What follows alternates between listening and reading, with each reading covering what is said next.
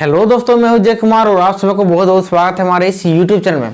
तो दोस्तों आज हम लोग बात करने वाले हैं क्लास 10th का एक्सरसाइज 2.2 का कुछ रिलेशन देख लेते हैं जो इंट्रोडक्शन के पार्ट रूप में, ठीक है, वो हमारे एक्सरसाइज में बहुत ही काम देगा। तो पहला जो पॉइंट है वो बोल रहा है कि बहुपद के शून्यकों और गुणांकों के बीच में क्या क्या रिलेशन है, उसके बारे में हम लोग पहले देखते हैं क्या होता है। इससे पहले हम लोग बहुपद के बारे में सीख चुके हैं कि बहुपद बोलता है कि जिसमें दो या दो से अधिक पद होगा है कि नहीं, उसका घात में क्या होगा, दो होगा तो द्विघात समीकरण कहलाता है। अगर बहुपद कहना मतलब दो या दो से अधिक पद है, अलग अलग पद रहेगा तो हम लोग क्या बोल सकते हैं, बहुपद कह सकते हैं। तो एक टू यहाँ पर देखिए एक्स स्क्वायर अलग पद है, एक्स अलग पद है और सी अलग पद है, ठीक है। तो यह हो गया हमारा बहुपद, क्या हो गया बहुपद, ठीक है। अब हम लोग देखते हैं इसका कुछ रिलेशन है। तो क्या रिलेशन है देखते हैं। तो यहाँ पर बोल रहा है कि एक व्यापक रूप लिखे हम लोग, ये x square plus b x plus c बराबर 0 है, ठीक है। तो इसका हम लोग थोड़ा सा हेल्प लेने से पहले कुछ हम लोग एक एग्जाम्पल सॉल्व कर लेते हैं।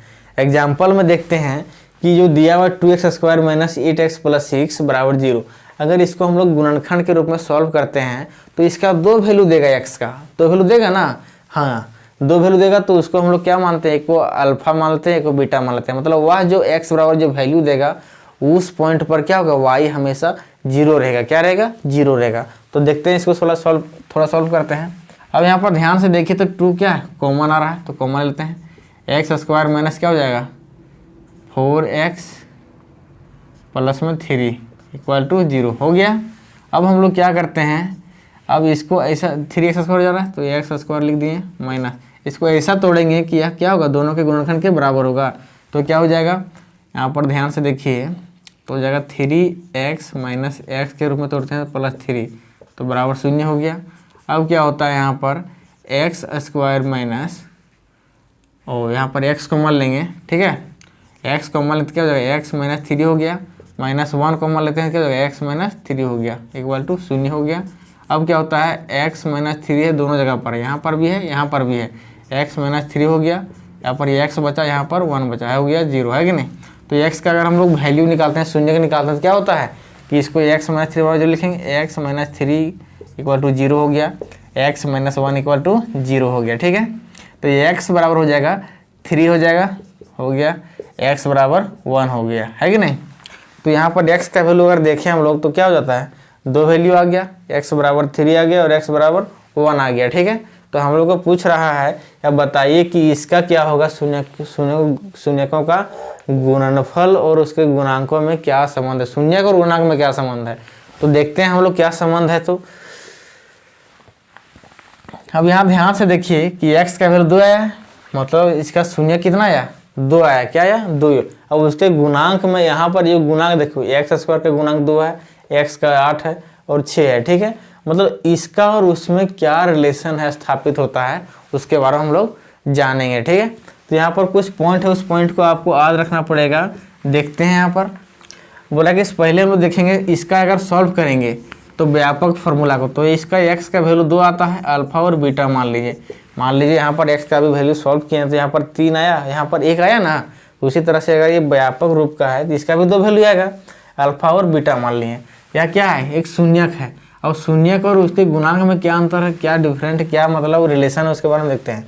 तो पहले हम लोग इन दोनों को जोड़ते हैं, जोड़ने पर क्या आता है, पहला कंडीशन जो है अगर हम लोग जोड़ते हैं अल्फा प्लस बीटा, उसको हम लोग बोलते हैं शून्यकों का योग, क्या बोलते हैं, पर लिख लेते हैं।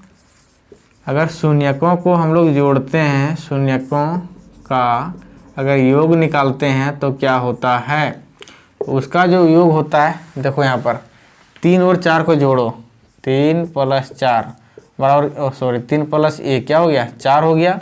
यानी कि अब 4 देखते हैं हमारा क्या इसमें रिलेशन है। तो यहाँ पर 4 नहीं आ सकता, लेकिन ये 8 आ रहा है माइनस 8, ठीक है। तो हम लोग क्या करेंगे, माइनस लिख करके माइनस यहाँ पर भी करेंगे, माइनस 4 हो गया, इंटू 2 यहाँ पर भी गुना करेंगे, 2 यहाँ पर भी गुना कर देंगे, क्या हो गया माइनस इंटू माइनस 8 हो गया बटा में 2 हो गया। मतलब माइनस 8/2 हो गया। माइनस बाहर में गुना इसलिए किए हैं क्योंकि यहाँ पर माइनस को मिलाना है कि नहीं।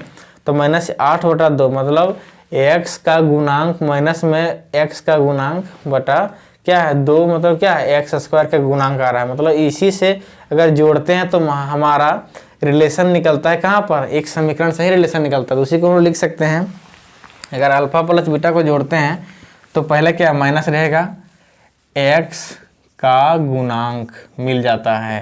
अगर इसको जोड़ते हैं तो क्या मिलता है, x का गुणांक मिलता है, और नीचे 2 है, क्या है 2, तो 2 हमारा क्या था, एक्स स्क्वायर का गुणांक था, यहाँ लिखेंगे एक्स स्क्वायर का गुणांक, ठीक है। तो हम लोग क्या इसको लिख सकते हैं जनरल टर्म में, अल्फा प्लस बीटा, मतलब दो समीकरण को जो दो शून्यकों को जोड़ रहे हैं तो क्या हो जाएगा, अल्फा प्लस बीटा हो जाएगा। और x का गुणांक मतलब माइनस, x का गुणांक हम लोग क्या लिए हैं, b लिए, तो हम लोग b मान लेते हैं, बटा में ये क्या हो जाएगा, ये हो जाएगा, ठीक है। ये हमारा हो गया रिलेशन। अब हम लोग को दिया रहेगा, हम लोग अल्फा प्लस बीटा क्या है, यहाँ पर जो दिया रहेगा उसको मान लेंगे अल्फा प्लस बीटा। अब साथ ही देखते हैं उसको, अगर हम लोग दोनों शून्यकों को गुना करते हैं, दोनों शून्यकों को गुना करते हैं तब क्या मिलता है। अब 3 × 1 करते हैं तो क्या मतलब 3 मिल गया। अब 3 तो यहाँ पर कुछ है नहीं, तो यहाँ पर 3 से क्या होता है, 3 × 2 = 6, यहाँ पर 6 मिल जा रहा है। तो यहाँ पर क्या करेंगे, 2 यहाँ पर भी गुना करो और 2 यहाँ पर भी गुना करो, क्या हो जाएगा 6/2, है कि नहीं। तो यहाँ पर देखते हैं 6/2 क्या आ गया, मतलब 6 जो है कांस्टेंट टर्म है और 2 क्या है मेरा, फिर आ गया मेरा x स्क्वायर का गुणांक आ गया। तो इसको लिख सकते हैं अचर, लिखते हैं क्या लिखते हैं, अचर पर लिख सकते हैं, ठीक है। इसको यहाँ पर लिखेंगे, पहले लिखते हैं शून्यकों का गुणनफल। अगर शून्यकों को हम लोग गुणनफल किए हैं, शून्यकों का गुणनफल क्या होता है, होता है अचर पद, मतलब जो चेंज नहीं होता है, अचर पद, ठीक है। नीचे हो जाएगा एक्स स्क्वायर का गुणांक, क्या हो जाएगा गुणांक, ठीक है। इसको हम लोग लिख सकते हैं, क्या लिख सकते हैं, अल्फा इंटू अगर बीटा करते हैं तो हमारा आता है अचर पद क्या है, सी है, नीचे हो जाएगा ए, सी बटा में ए, ठीक है। ये हमारा क्या हो गया, दोनों एक दूसरे का रिलेशन हो गया। तो वही बोल रहा था यहाँ पर कि अगर अल्फा प्लस बीटा में क्या, देखो शून्यक हमारा अल्फा बीटा है, उसको जोड़ते हैं तो हम लोग क्या मिलता है, माइनस में b/, मतलब x का गुणांक के साथ साथ में a का गुणांक के बटा में मिलता है, ठीक है। ये जोड़ने पर, मल्टीप्लाई करने पर क्या मिलता है, c/a मिलता है, मतलब c क्या हो गया, अचर पद हो गया, साथ ही ये क्या है यहाँ का, ठीक है। ये हमारा था दोनों के बीच का रिलेशन। अगर क्वेश्चन में पूछेगा कि शून्यकों का योग इतना दिया हुआ है तो हम लोग क्या करेंगे, अल्फा प्लस बीटा का योग मानेंगे उसको। अगर क्वेश्चन पूछ देगा शून्यकों का गुणनफल इतना दिया हुआ है तो हम लोग क्या करेंगे, अल्फा इंटू बीटा दिस मान लेंगे। यहाँ पर अगर इसको पूछेगा कि, यहाँ पर मिटा देते हैं, यहाँ पर जो आंसर आया है यही वाला क्वेश्चन दे देगा, ठीक है। इसको सॉल्व नहीं करने बोलेगा, सीधे बोलेगा यहाँ से यहाँ तक, ठीक है, इतना ही रहेगा। अब देखते हैं इस आंसर से हम लोग क्वेश्चन कैसे तैयार करते हैं, ठीक है। यहाँ पर बोल रहा है कि बताइए कि दो शून्यक दिया, मतलब शून्यकों का योग अल्फा प्लस बीटा दिया हुआ है हमारा, कितना दिया हुआ है, अगर मान लो ई वाला दिया रहता, दिया हुआ है -8, ठीक है। और शून्यकों का गुणनफल अल्फा इंटू बीटा दिया हुआ है, क्या दिया हुआ है, अल्फा इंटू बीटा मान लो 6 दिया हुआ है, ठीक है। इसे दिया रहता अल्फा बटा 2 दिया रहता, यहाँ पर बटा 2 दिया रहता। अब पूछता कि बताइए कि इसका समीकरण क्या होगा, क्या होगा इसका समीकरण क्या होगा, ठीक है। तो यहाँ पर हम लोग देखते हैं, ये अपने से हम मान रहे हैं, लेकिन वहाँ पर क्वेश्चन क्या है, जिसके अनुसार से दिया रहेगा उसके अनुसार से इक्वेशन बनेगा। तो हम लोग क्या किए हैं, जो यहाँ पर अपने से मान रहे हैं इस समीकरण के हिसाब से मान ले रहे हैं, तो यहाँ पर 2 भी मानना, यहाँ पर 2 भी डिवाइड करना पड़ेगा, ठीक है। तो इसके बराबर क्या होता है, -c/, ये होता है, और यहाँ पर और सॉरी -b/a होता है, और साथ ही क्या होता है c/a होता है, ठीक है। अब इससे कंपेयर करके हम लोग क्या करेंगे, बैठा सकते हैं। तो एक और है मेथड हम लोग का, एक फॉर्मूला होता है, एक होता है एक्स स्क्वायर। इसको बहुत ही ध्यान से याद रखना है। अगर अल्फा प्लस बीटा शून्यकों का योग और शून्यकों का गुणनफल दिया रहेगा तो एक ही मेथड है, उसको बहुत ही सटीक है, उसको याद रखना बहुत ही जरूरी है। उससे हमारा क्या होगा, तुरंत इक्वेशन बन जाएगा। एक होता है अगर अल्फा प्लस बीटा दिया रहेगा, अल्फा प्लस बीटा वैल्यू दिया रहेगा और अल्फा इंटू बीटा भी दिया रहेगा, तो हम लोग क्या करते हैं, शॉर्टकट में निकाल सकते हैं x square minus alpha plus beta, ठीक है।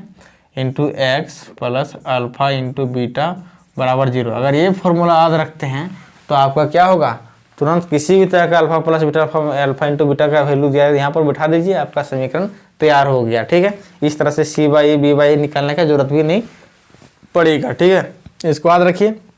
इसी से हमारा जो भी एक्सरसाइज 2.2 का है सारा क्वेश्चंस कंप्लीट हो जाएगा। ठीक है, तो चलिए फिर हम लोग एक्सरसाइज में मिलते हैं।